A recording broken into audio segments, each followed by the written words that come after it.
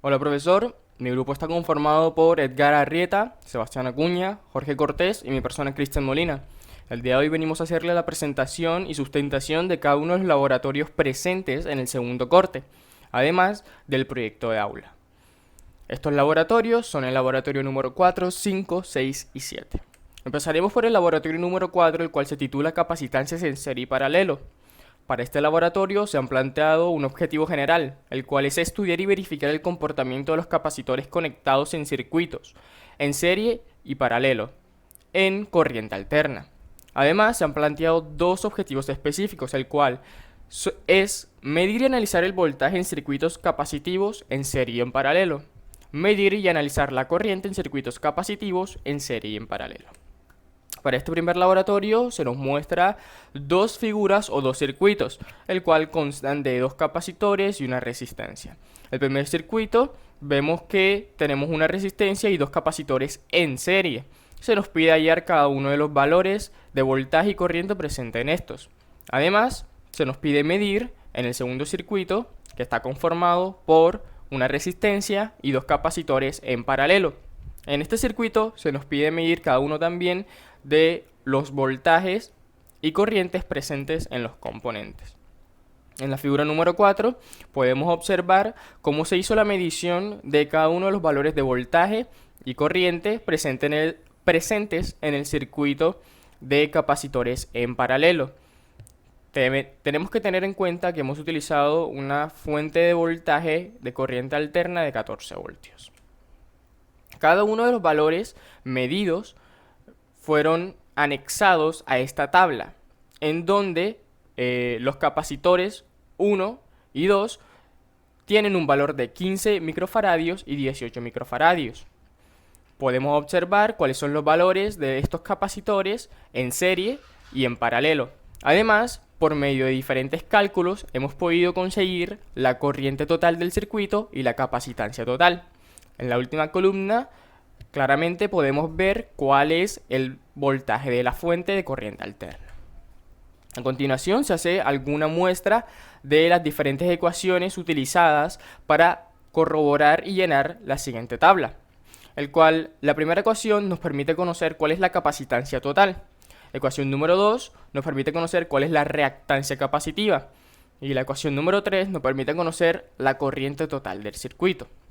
En esta siguiente tabla, por medio de diferentes cálculos y diferentes fórmulas, hemos conseguido dar con los valores de la capacitancia total en los diferentes sistemas de capacitancia en serie y capacitancia en paralelo. Por último, se nos plantea un cuestionario, en donde en la primera pregunta se nos pide cuáles son las principales aplicaciones de los capacitores. Resolviendo este interrogante, hemos conseguido diferentes circuitos y diferentes aplicaciones en baterías, ya que estos capacitores permiten almacenar la energía. Hemos conseguido también fuentes de energía y también estos sistemas de capacitores nos permiten mantener una corriente fija en un circuito, evitando caídas de voltaje. Por último, se nos plantea qué ventajas y desventajas tienen estas combinaciones en serie y paralelo de capacitores. La combinación de los capacitores en serie nos producen un mayor voltaje, mientras que en paralelo hay una menor pérdida de capacitancia. A continuación vamos a hacer el análisis del laboratorio número 5, que se titula Medición de voltajes y corrientes en circuitos alternos, de corriente alterna, por Edgar Arrieta. Buenas noches. Voy a presentarles el laboratorio número 5, como es mi compañero Cristian ya, que se titula Medición de voltajes y corrientes en circuitos de corriente alterna. Bueno, este laboratorio tiene como objetivo determinar experimentalmente con los instrumentos de medición los voltajes y las corrientes fasoriales de cada uno de los elementos de un circuito eléctrico de corriente alterna.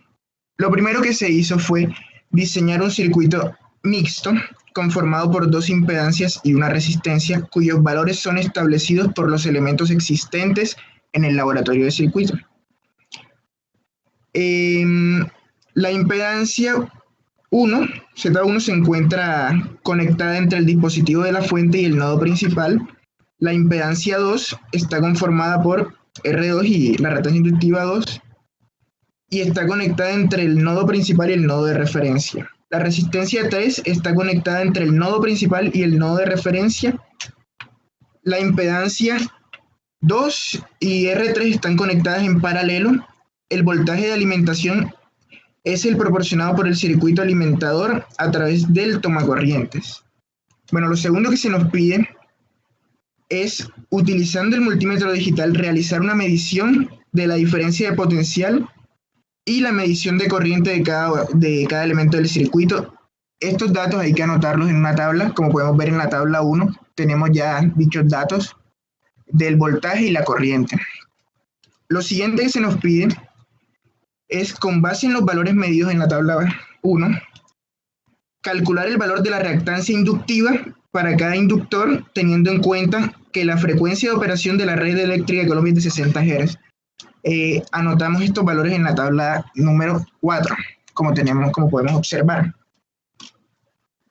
Lo siguiente que se pide es, con base en los valores calculados en la tabla 4, dibujar un circuito eléctrico indicando los valores de impedancia y aplicando la ley de Ohm y ley de voltajes y corrientes de Kirchhoff. Nos pide determinar los fasores de voltaje y corriente de cada uno de los elementos del circuito. Esto lo podemos observar en la tabla 2. Ya tenemos ahí, como podemos ver, los valores, el procedimiento que se realizó para hallar los valores de la tabla 3. Por último,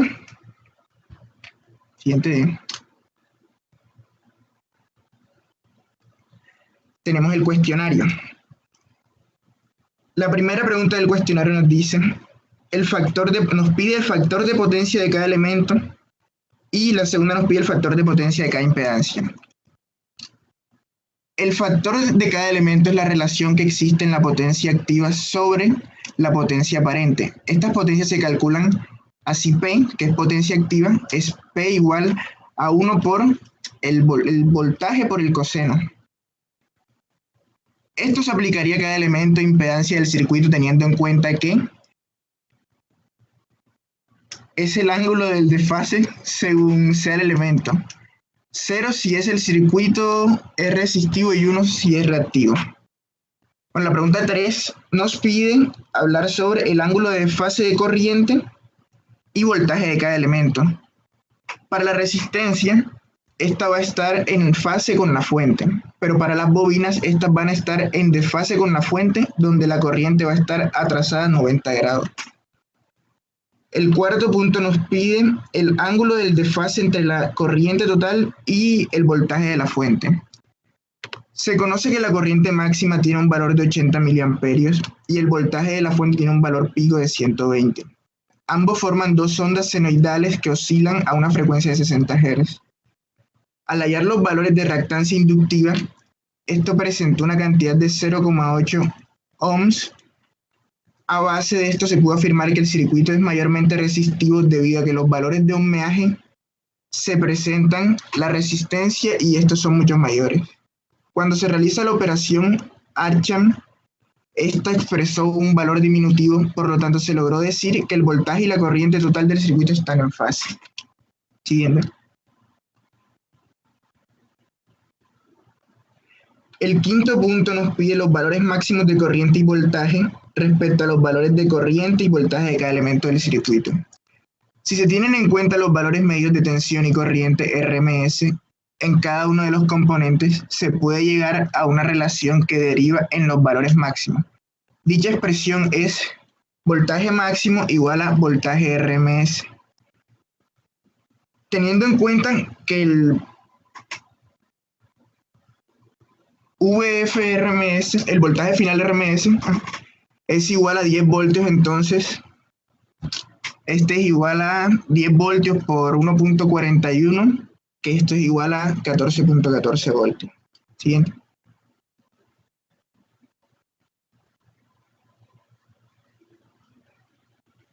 Ahora bien, se pueden determinar los valores de voltaje de cada uno de los componentes teniendo en cuenta los valores medidos con ayuda del multímetro. Como podemos ver ahí, el voltaje máximo en R1, ahí está la fórmula, Después, si se realiza la sumatoria de estos valores de tensión, se obtendrá un voltaje final máximo, teniendo en cuenta que la impedancia 2 está en paralelo a R3. Para los valores máximos de corriente, se tendrá en cuenta que la corriente que pasa por la impedancia 1 será igual a la suma de las corrientes en la impedancia 2 y en R3. Entonces, ahí podemos ver el resultado final de los valores. Siguiente.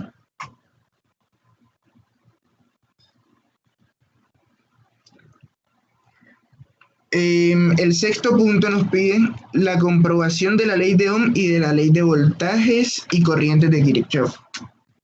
Bueno, la comprobación de la ley de Ohm: se tomarán los datos medidos de tensión en los componentes resistivos e inductivos para determinar las corrientes I1, I2 e I3, con el objetivo de aplicar la ley de Ohm de la siguiente manera. I1 es igual a el voltaje de R1 entre R1. Esto es igual a 8,5 voltios entre 1,5 kiloohmios. Y esto es igual a 56 miliamperios. Esta corriente también pasará por la reactancia inductiva 1. I2 es igual a el voltaje en R2 entre R2, que esto es igual a 1,67 voltios entre 330 ohmios, que esto es igual a 50 miliamperios. Esta corriente también pasa por la reactancia inductiva 2. Y I3, que es igual al voltaje de la resistencia 3 entre la resistencia 3, el cual es igual a 1,7 voltios entre 2,7 kiloohmios, que esto nos da un valor de 6 miliamperios. Siguiente.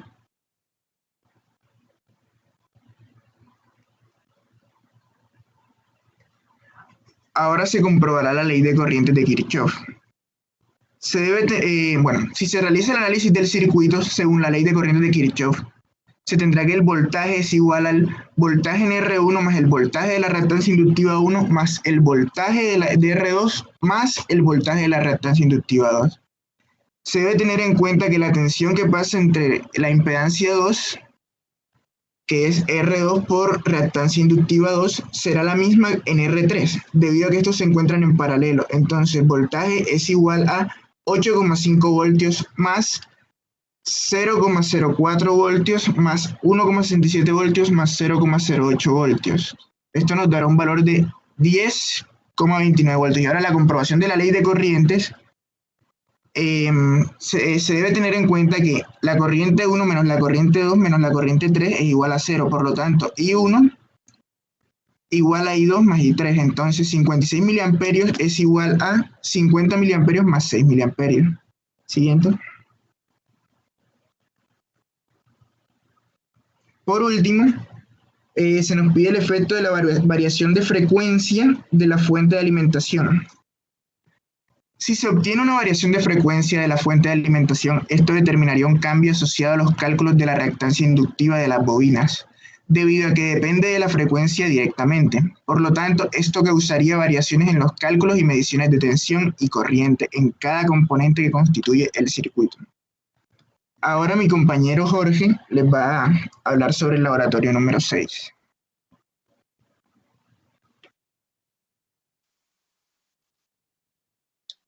Buenas noches, mi nombre es Jorge Cortés y les vengo a exponer el laboratorio número 6, circuito RLS en serie paralelo.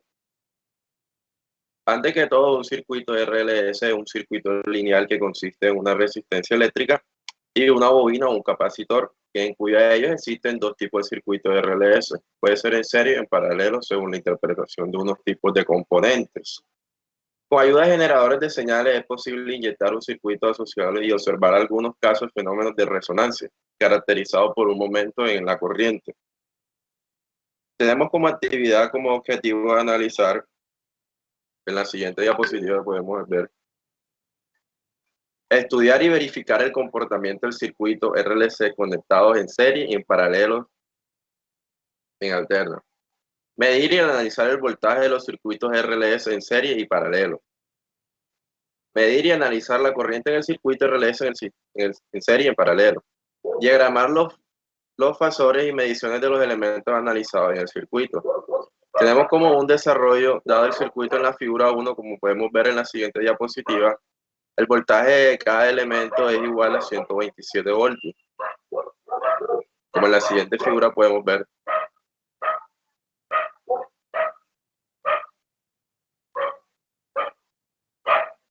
Ahí está. Igual a 440 microfaradios, que se aplique, por ejemplo, el divisor de tensión y luego verifique como en la siguiente figura. Tenemos la inductancia y la capacidad inductiva, como podemos ver en la siguiente diapositiva, y la independencia total al desarrollo de tensión, dibujando el diagrama facial correspondiente al circuito en la siguiente diapositiva, en la que sigue. Tenemos como un desarrollo, tenemos una resistencia, en la siguiente diapositiva, por favor, Cristian.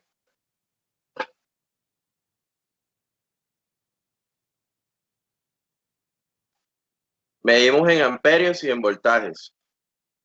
Que el microfaradio marca 109 microamperios y en la resistencia podemos ver una tolerancia de 119 microamperios. Pasamos el cuestionario.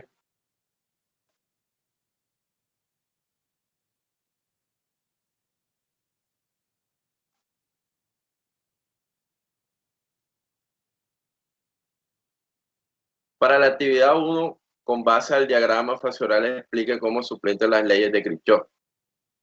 Mediante un diagrama facial es posible conocer las leyes de Kirchhoff, tanto el voltaje como de corriente, ya que es necesario conocer cuál es la corriente total de un circuito, ya que teniendo los factores polares de las corrientes de cada rama del elemento, esto puede ser convertido de forma rectangular y así es una corriente total. De igual manera con el voltaje. Para el punto 2, ¿cómo se diferencia el comportamiento de los elementos almacenados de energía y de circuitos alimentados de DC a AC, de CA, que digo? La diferencia de los circuitos conectados de la fuente DC a AC con funcionamiento de dicho comportamiento es notorio. La magnitud de las corrientes del voltaje son pruebas de que ella, es decir, cuando se habla de DC, es decir, la suma de los voltajes que presenta cada elemento conectado en serie, este valor será el voltaje total. Sin embargo, esto ocurre. Cada elemento presenta el voltaje, como podemos ver en la siguiente tabla de los valores que se ha dicho antes.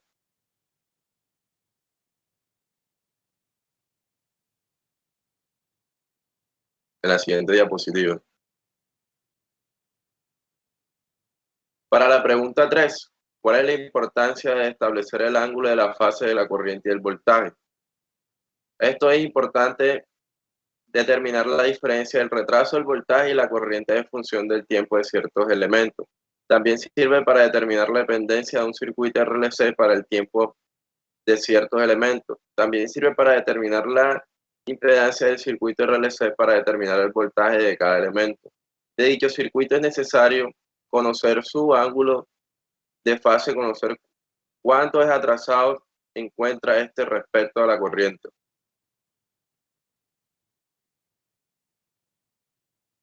Y este es todo.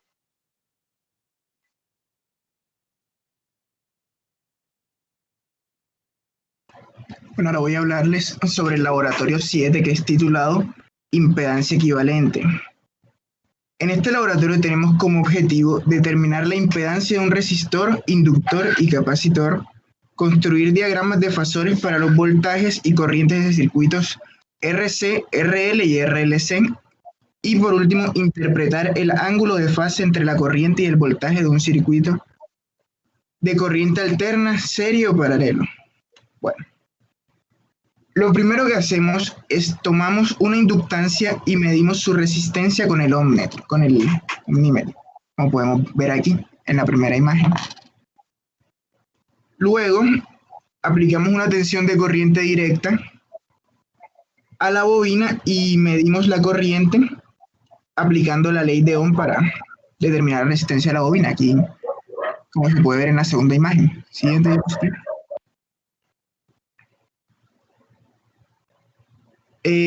Lo siguiente que hacemos es usar el instrumento de LCR para obtener una medida de inductancia en la bobina. En este caso no se hizo eso porque, como es una simulación, tomamos directamente el valor de de la inductancia, como podemos ver en la tabla de abajo. Bueno, lo siguiente que hicimos fue llenar la primera tabla, la de arriba. Bueno, lo primero que hallamos fue el valor del medido en el ohmímetro, que ahí lo tenemos. Luego, por medio de la ley de Ohm, se halla el voltaje, la corriente y la resistencia de estos mismos. Y por último, como ya les dije, el valor de la inductancia, que lo tomamos directamente. Lo siguiente que hicimos fue armar el circuito que tenemos ahí en pantalla. Y en este, se nos pide hallar, le pusimos una fuente de voltaje de 10 voltios y un inductor de 20 milihenrios, que fue lo mismo que usamos en los anteriores. Se nos pide medir el voltaje y la corriente, hallar su forma polar y rectangular, la de cada uno. Y por último, se nos pide hallar el factor de potencia. En este caso, el factor de potencia es 0, ya que el ángulo de fase es 0 grados. Entonces, como el ángulo de fase es 0 grados, utilizamos el coseno de 90 y esto nos da un valor de 0. Siguiente. Para finalizar el laboratorio número 7, se nos pide hacer la construcción del circuito número 5 y conocer la impedancia equivalente. Todo esto por medio de la teoría y sus cálculos. Entonces, hemos redibujado este circuito en la imagen de la derecha y nos quedaría un circuito con una resistencia de 1 kiloohmio y 2 ramas. En la primera rama tendríamos un inductor conectado a una resistencia en serie, el cual tendría un valor de el inductor 20 mili y la resistencia de 580. En la segunda rama tendríamos un capacitor conectado a una resistencia en serie. El capacitor tendría un valor de 20 micro y una resistencia tendría un valor de 220. Para conocer la impedancia equivalente, primero es necesario conocer la reactancia capacitiva y la reactancia inductiva. Entonces, utilizando la fórmula 1 entre 2pi por la frecuencia y el valor de la capacitancia, en este caso la frecuencia es de 60 Hz, nos da un valor de reactancia capacitiva de 132.6 ohmios. Una vez que ya conocemos este valor de reactancia capacitiva, hallamos el valor entonces de reactancia inductiva por medio de su fórmula 2pi por la frecuencia y el valor de L. Entonces reemplazamos valores y nos quedaría un valor de 7.53 ohmios. Redibujamos el circuito y ahora hacemos bloques de impedancia. Z1, Z2 y Z3, que en este caso se encuentran en paralelo. Para Z1 es únicamente el valor de la resistencia, que en este caso es 1 kiloohmio con un ángulo de 0 grados. Para Z2 tendríamos la suma de la reactancia inductiva más la resistencia. En este caso sería 580 con un ángulo de 0 grados más el valor de la reactancia inductiva, que es 7.53 con un ángulo de 90 grados. Esto nos da un valor final de 580.04 con un ángulo de 0.74 grados. Este es nuestro primer bloque de impedancia, nuestro segundo, perdón. Para conocer el valor de la impedancia en nuestro tercer bloque, lo que tenemos que hacer es sumar el valor de la reactancia capacitiva y el de la resistencia. En este caso nos da un valor de 220 con un ángulo de 0 grados más el valor de la reactancia capacitiva, que es 132.6 ohmios. En este caso tendría un ángulo de menos 90 grados. Esta suma nos da un valor de 258.87 con un ángulo de menos 31.07 grados. Ahora procedemos a hacer el paralelo entre estos dos bloques y nos da un valor de 185.021 con un ángulo de menos 21.39 grados. Para conocer la impedancia equivalente, lo único que tendríamos que hacer es sumar el bloque de impedancia número 1 y el bloque de impedancia resultante de hacer el paralelo entre Z2 y Z3. En este caso sería 1 kiloohmio con un ángulo de 0 grados más 185.021 con un ángulo de menos 21.39 grados. Y esto nos da el valor de la impedancia total, que es un valor de 1174.21 con un ángulo de menos 3.29 grados. Con esto ya hemos conocido la impedancia equivalente. Ahora se nos pide conocer el factor de potencia y este nos da un valor, aplicando su fórmula, de 0.99 grados. Vamos a continuar entonces con el cuestionario, en donde se nos pide explicar las diferencias del comportamiento de la inductancia en corriente directa y corriente alterna. En este caso, el inductor en corriente directa se comporta o tiene un comportamiento parecido al de un resistor. Sin embargo, su comportamiento cambia en corriente alterna. El valor máximo de una corriente alterna sea menor que el valor máximo de la tensión. Por último, se nos pide conocer qué aproximación podría hacerse para determinar L sin utilizar el PM500. La recomendación que se da es, si no tenemos a disposición un PM500, utilizaríamos toda la teoría que tenemos a nuestra disposición para conocer dicho valor. A continuación, mi compañero Sebastián Acuña va a hacer la explicación del proyecto de clase.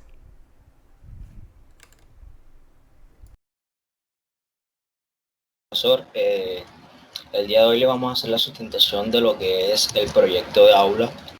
Mi grupo está conformado por Edgar Arrieta, Jorge Cortés y Cristian Molina, y mi persona, Sebastián Acuña. Nuestro proyecto de aula es una fuente regulada de voltaje con el integrado LM317 y nos va a dar una salida de tensión de 1.25 a 15 voltios. Bueno, en primera instancia tenemos lo que es la parte del transformador. En este caso iría conectado pues al tomacorriente, a la corriente alterna. Aquí iría una bornera, pues, pero en este caso en la parte de la simulación va hacia un puente de diodo rectificador, que lo que nos va a hacer es convertir la corriente alterna en corriente directa. Pero esa corriente directa sale con mucho ruido, entonces normalmente se le colocan unos condensadores de filtrado para tratar de que la corriente esa continua que sale sea lo más, valga la redundancia, lo más continua posible, lo más lineal. Pues en este caso tenemos una resistencia de un K y un LED que nos va a indicar de que pues la fuente está funcionando. Seguidamente tenemos lo que es el integrado LM317, que en este caso es el encargado pues de regular el voltaje de nuestra fuente. Tenemos el pin de entrada, que es el pin 3. Tenemos el pin de ajuste y tenemos el pin de salida. En el pin de ajuste tenemos un potenciómetro de 5K, que en este caso pues con este es el encargado de regular la salida de tensión. Y como por último tenemos pues el pin de salida. Vemos que tenemos una resistencia de 220 entre el pin de ajuste y el pin de salida, como lo recomienda el fabricante. También tenemos unos diodos de protección. En este caso tenemos el primer diodo entre el pin de salida del integrado y el pin de ajuste, debido a que por si algún motivo existe una fluctuación en la tensión, esta no se vea reflejada en el pin de ajuste, sino que retorne otra vez hacia el pin de entrada del integrado. Y también tenemos este diodo, que es el que nos va a redirigir esa fluctuación de tensión hacia el pin de entrada del integrado. Como por último tenemos un condensador para terminar de filtrar esa señal de tensión y que nos salga pues perfecta. Vemos también que hacemos uso de un integrado 7805, que en este caso es para conectar un voltímetro. Pues el voltímetro acepta hasta 15 o 20 voltios, dependiendo pues del voltímetro digital que se compre.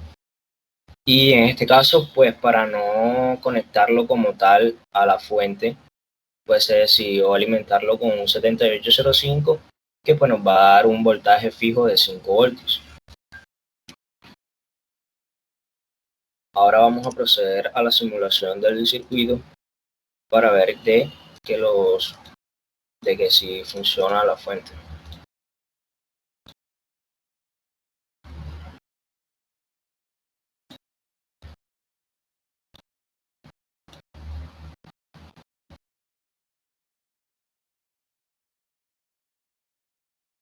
Bueno, como podemos ver, tenemos conectado la corriente pues a 110 voltios. Sabemos que esto viene siendo RMS.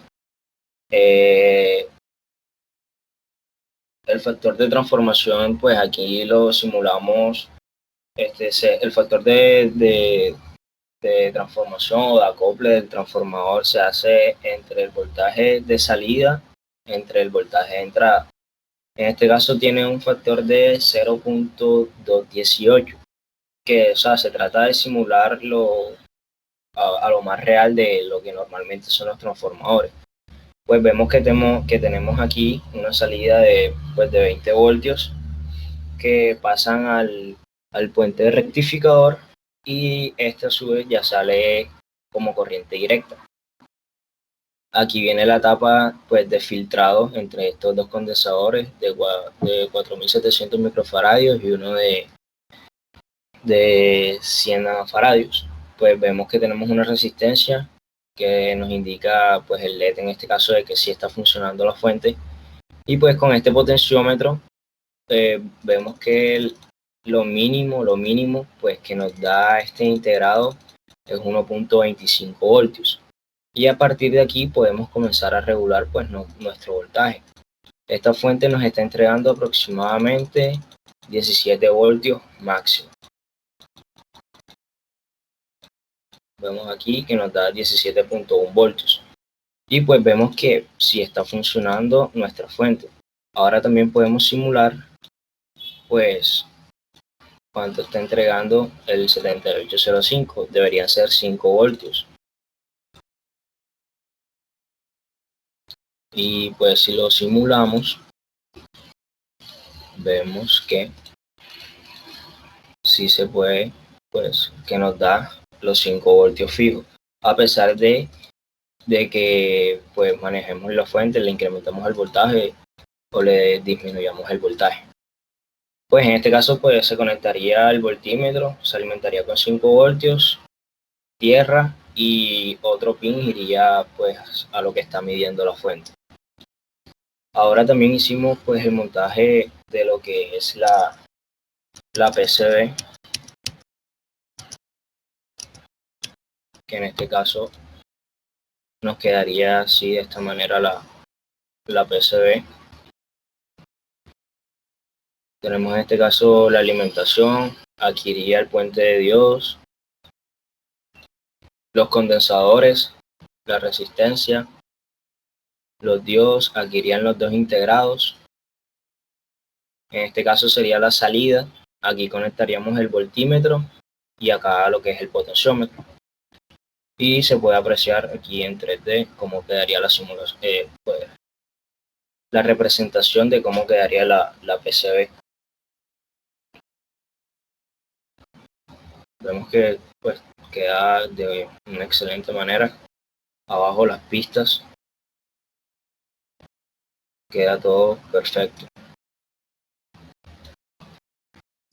Ahora bien, nosotros también creamos lo que fue una maqueta que nos va a permitir pues que nos quede el proyecto de una mejor manera. En este caso decidimos crear este tipo de caja en donde se podría meter la fuente. En este caso iría el transformador y también iría la placa, en este caso. En estos huecos de aquí, en esta parte iría pues lo que sería el voltímetro. Aquí tenemos las dos salidas, positivo y negativo. Se conectaría un jack hembra tipo banana M4, y pues aquí iría lo que sería el potenciómetro. También tenemos lo que es la salida del transformador. Aquí pasaría el cable para conectarlo a los 110, y en esta parte de acá se le hizo una especie de rejilla en donde pues el circuito internamente pudiese respirar en el caso pues de que se calentara o algo. Y por último también se le creó una cajita, una tapa, perdón, que pues entra a presión para que pues nos proteja el circuito internamente, y así quedaría la cajita de pues nuestra fuente de voltaje con el integrado LM317. Ahora bien, ahora procedemos a mostrar lo que sería el circuito en físico montado en la protoboard.